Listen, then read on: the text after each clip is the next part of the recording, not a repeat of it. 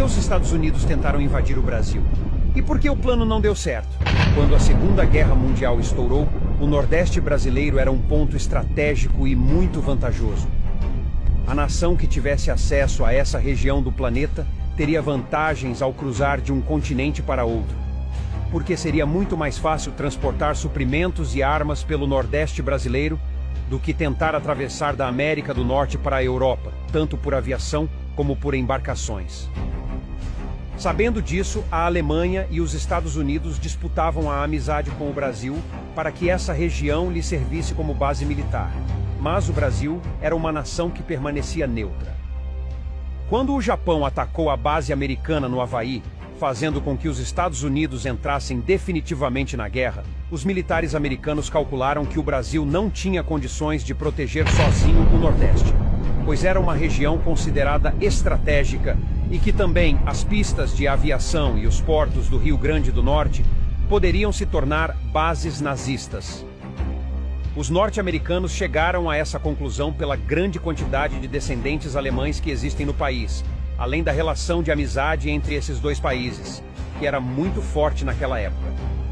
No final de 1941, os Estados Unidos solicitaram que o Brasil lhes deixasse usar a base aérea de Natal, mas o governo brasileiro, que na época tinha como presidente Getúlio Vargas, viu esse pedido como uma afronta à soberania brasileira, e então negou o pedido. Em Washington, isso foi interpretado como uma resistência aos Estados Unidos e uma possível aproximação brasileira com os nazistas. Vale lembrar que naquela época já havia uma divisão dentro do Brasil. Existiam aqueles que apoiavam os alemães, italianos e japoneses que faziam parte do eixo. E também existiam aqueles que eram contra.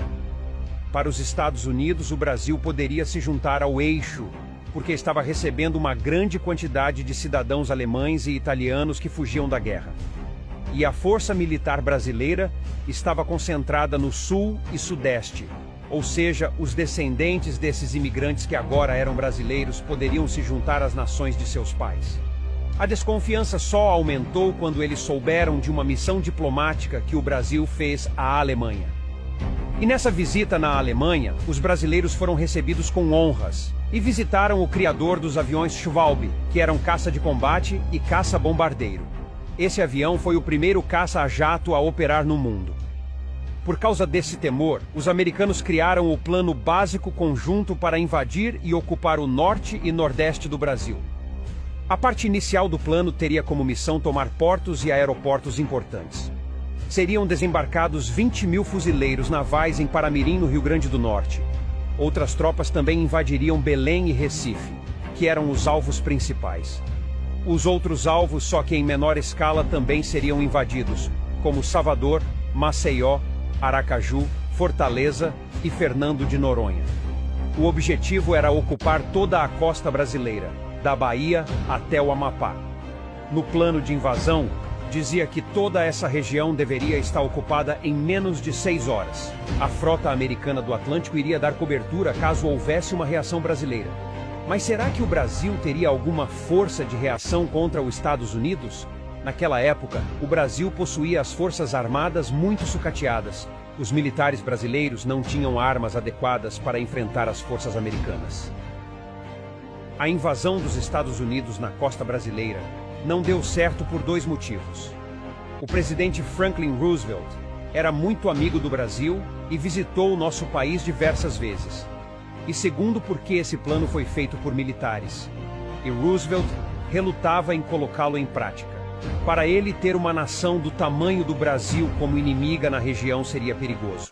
Além dos minérios e da borracha que o Brasil exportava, que eram essenciais na indústria bélica. Por isso, aconselhado por diplomatas, o presidente americano decidiu ir pelo lado diplomático, oferecendo acordos comerciais, militares e investimentos na nossa indústria.